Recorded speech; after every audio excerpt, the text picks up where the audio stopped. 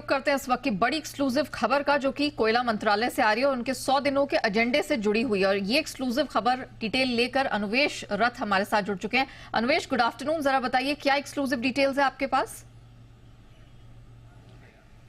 जी नेहा, देखिए जिस तरीके से सारे मंत्रालयों को ये कहा गया था पीएमओ की तरफ से कि अपना 100 डेज एजेंडा जो है उसको तैयार कीजिए और उसी के साथ साथ उस पर काम भी शुरू कीजिए, जिस मंत्रालय की बात कर रहे हैं ये कोल मंत्रालय है। कोल मंत्रालय ने ऑलरेडी अपने 100 डेज एजेंडा पे काम शुरू कर दिया है, जिसमें सबसे पहला जो मुद्दा है वो ये है कि 12 नए कोल माइंस को जो है वो ऑपरेशनलाइज करना होगा। 12 नए कोल माइंस यहाँ पे ऑपरेशनलाइज करे जाएंगे, जिसमें आपने फर्स्ट ट्रेंच जो देखा जो कुछ ही दिन पहले हैदराबाद में हुआ था।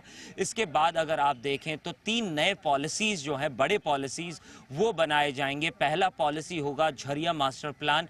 झरिया मास्टर प्लान जो आप जानते हैं कि पिछले 30 सालों से झरिया के नीचे वहां पे कोयला जल रहा है, तो उसको किस तरीके से रिवाइव किया जाए, उस कोल को किस तरीके से एक्सट्रैक्ट किया जाए, इस पे एक रिवाइज प्लान बनाया जा रहा है, जो कि कुछ ही दिनों में अगले या उससे अगले कैबिनेट में पास कर दिया जाएगा।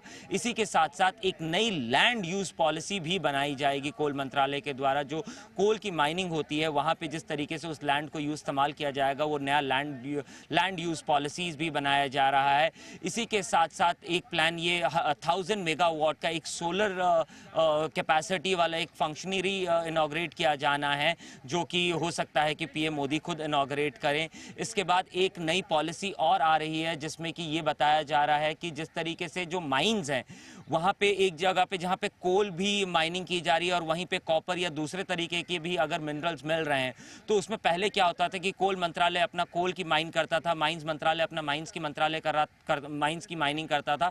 तो इस तरीके से अलग अलग लोग एक ही जगह पे अलग अलग माइन कर रहे थे, जिससे कि जो कैपिटल इंटेंसिविटी जो होती है वो ज्यादा बढ़ जा रही थी। तो इस नई पॉलिसी के द्वारा ये होगा कि एक ही पर्सन जो है वो माइन करेगा, लेकिन उससे जो एक्सट्रैक्शन निकलेगी उसके रॉयल्टीज शेयर किए जाएंगे और उसी के साथ साथ उसको डिस्ट्रीब्यूट कर दिया जाएगा।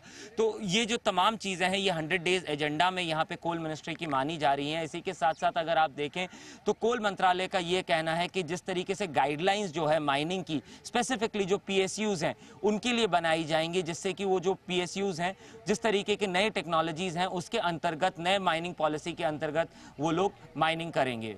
ऑलराइट, चलिए, तो ये कुछ महत्वपूर्ण डिटेल्स हैं जो कोयला मंत्रालय के आप कह सकते हैं कि एजेंडे में, 100 डेज एजेंडे में निकल कर आ रही हैं। और Coal India, GMDC, KIOCL, Lloyds metal जैसे कुछ स्टॉक्स हैं जिन पर खास नजर अब रहने वाली। थैंक यू अनुवेश, वो पूरी डिटेल रखने के लिए।